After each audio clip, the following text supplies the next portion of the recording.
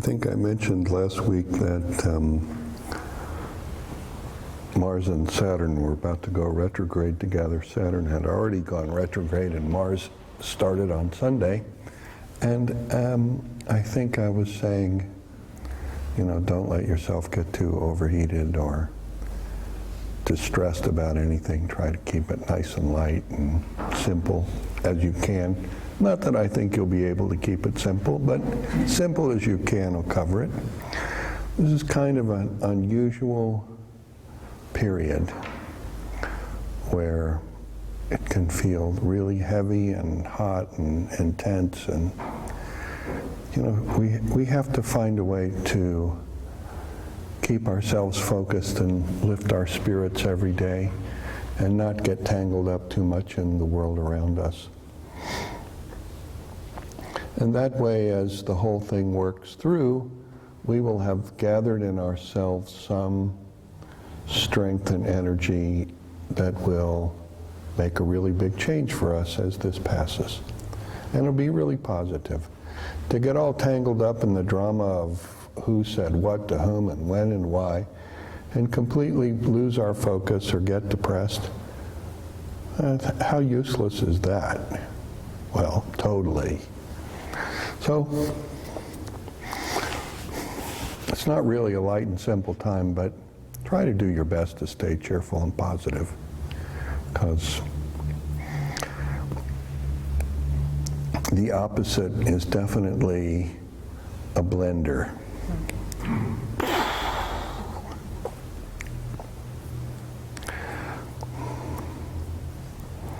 Toward the end of his life, Rudi was trying to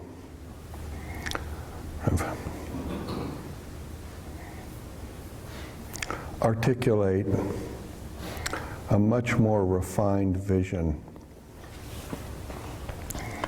I should say he was trying to develop the language to articulate his much more refined vision of what his work was and the goal of it and the nature of the world we live in. In the back of in the last part of his book, Spiritual Cannibalism, which was put together after he died by somebody who really didn't study with him, for what reason. The reason that book got published at all is because a person who loved Rudi very much, who was the president of Penguin Books. He was like this 38-year-old genius in the publishing world who was president of the largest publishing company in the world at that time, loved Rudi, and credited Rudi with him having any life at all. And before Rudi had passed away, when he first started writing this book, this guy promised Rudi he would get it published no matter what. And then Rudi passed away, and he felt obligated to keep his promise. Well, the book he came out with had some really wonderful parts to it, and it had some real confusion in it as well, because the editor, who was a really nice person, was trying to edit something he had absolutely no idea about, and especially in the last part of it, Rudi's language was really in its most rudimentary stage. So Rudi talked about physical horizontal and spiritual vertical and spiritual horizontal, and in trying to make sense of that a little bit, hopefully there's a simple point to this at the end, but trying to make sense of this, I would say, Rudi's physical horizontal is the world of the world. And the world of the world is the place of gain and loss, of life and death, of struggle and suffering and failure. But it is also the world in which, there is a tremendous amount of energy that is stored. And then his spiritual vertical, is the rising energy, which is the world of the mind and the emotions, the world of right and wrong, the world of acceptance and rejection, positive and negative. And really and truly, positive and negative define each other. Positive has no meaning without negative, and vice versa. And they exist in constant redefinition of each other in a sort of ever-changing, dynamic circumstance. And while positive is utterly, as meaningless as negative in the big picture, at least positive is expanding, negative is contracting.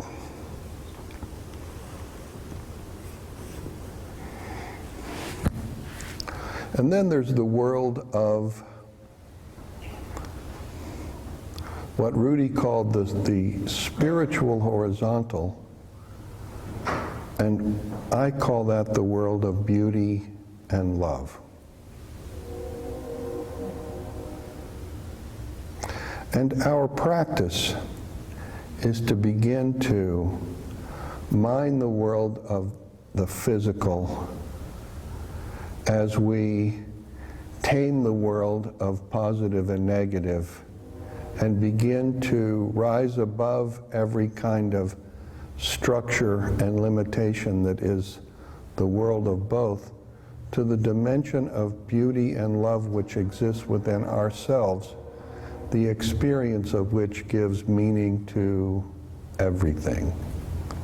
It is the place in which ultimately even time and space come to rest and are transcended.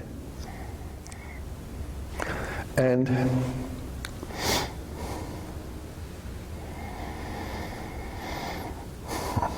in his lecture on Thursday, and by the way,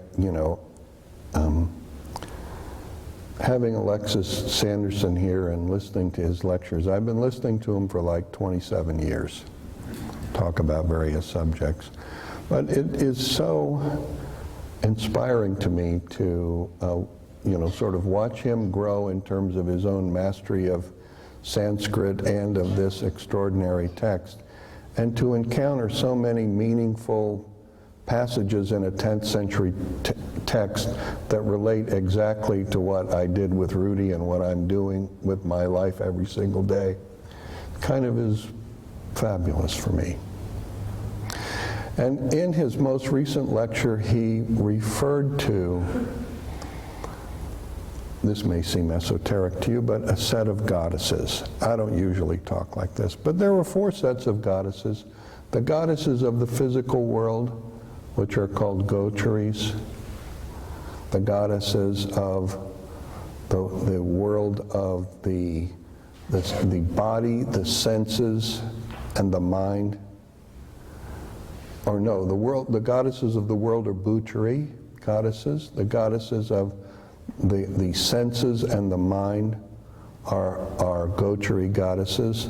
The goddesses of the psychic impressions, our feelings and intuitions, those are Dikchari goddesses. And the goddesses of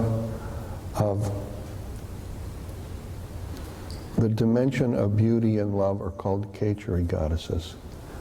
Those goddesses which exist and move in the firmament, the energies of the ultimate reality. And the reason I'm mentioning this to you is because I posted on my Facebook page not too long ago a quote by Rudi, which I just think is brilliant, because it so appropriately observes what Rudi's saying is, that we have to start to make an effort to get the board of directors that exists inside us all going in the same direction.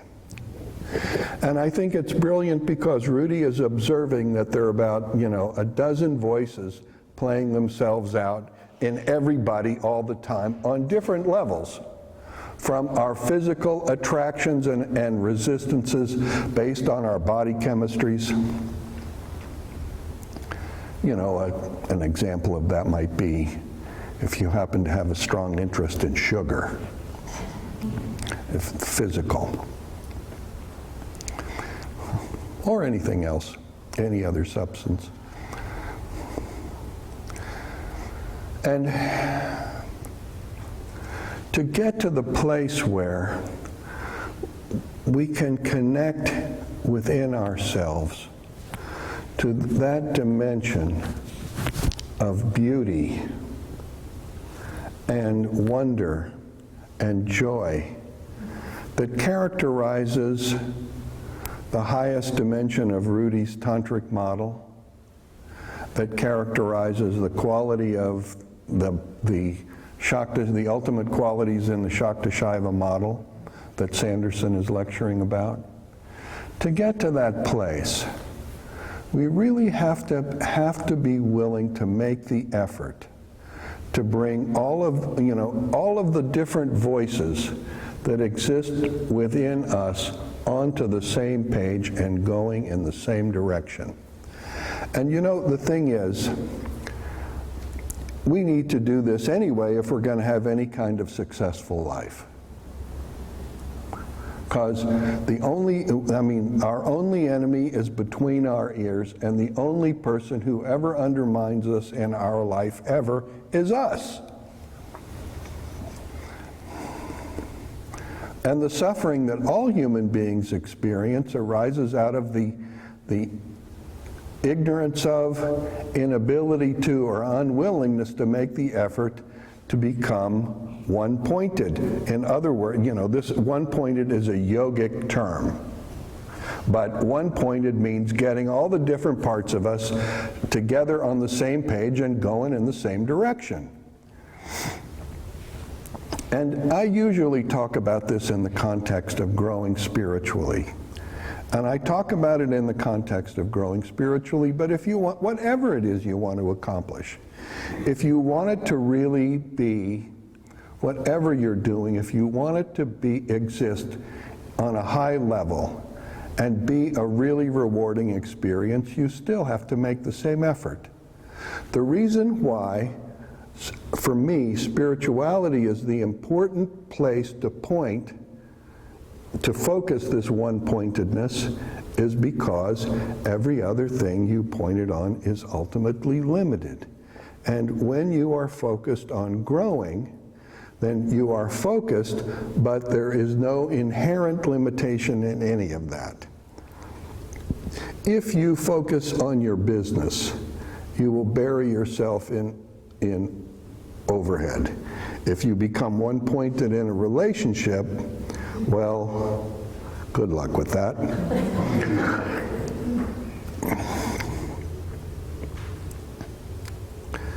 When you are one-pointed on organizing yourself and bringing yourself ever more deeply into contact with your own multidimensional reality, the richness that rises up within you and expresses itself as your life, sort of magically and completely independent, fortunately, of what's going on or not going on in our heads, is magic. It's amazing.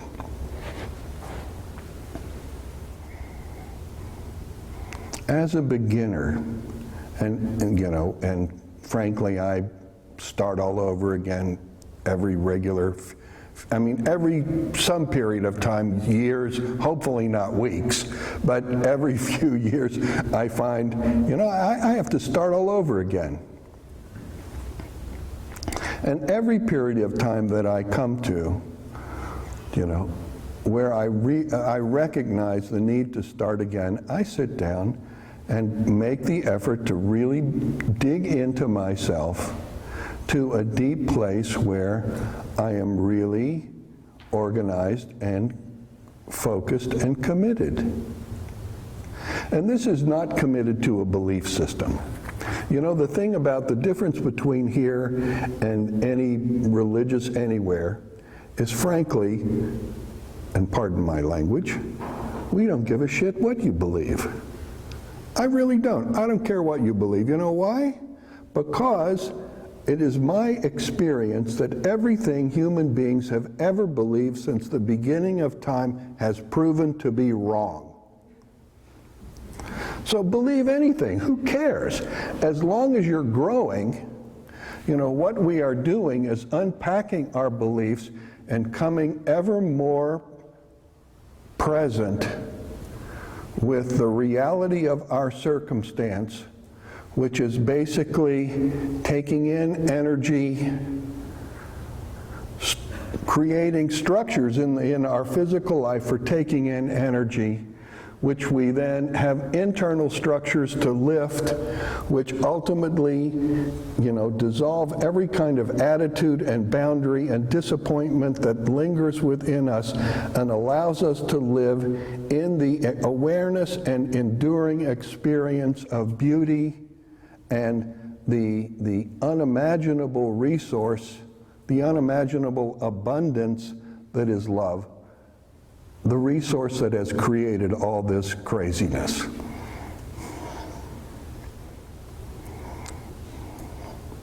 The experience that we just had, that we just shared, is for me just about the most beautiful experience that I have ever had in my life. And I feel continuously blessed to have the opportunity to have and share that experience enduringly. It's unbelievable.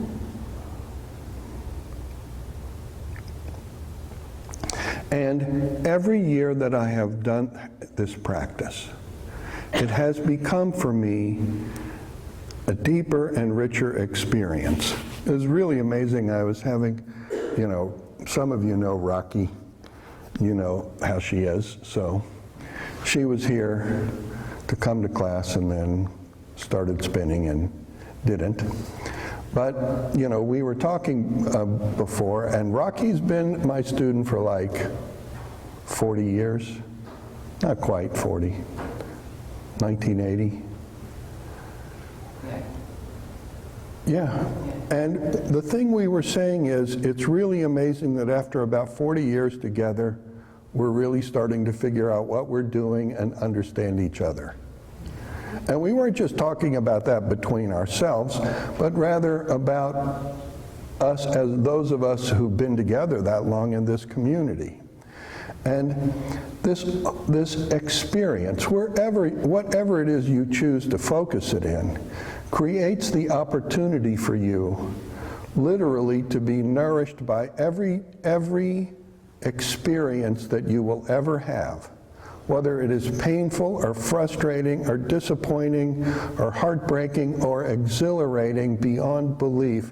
You will be nourished by everything, and in the process become stronger and live in a dimension of beauty and love, which is just, you know, the place you want to be dissolved in at the end of your days here. And for that, you really have to make the effort to get every part of you together on the same page, going in the same direction toward growing.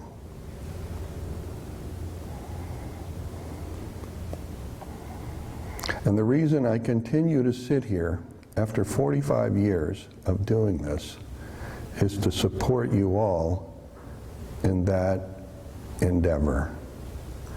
It's the only endeavor that will ever give you back more than you put into it. Thanks for coming. Namaste.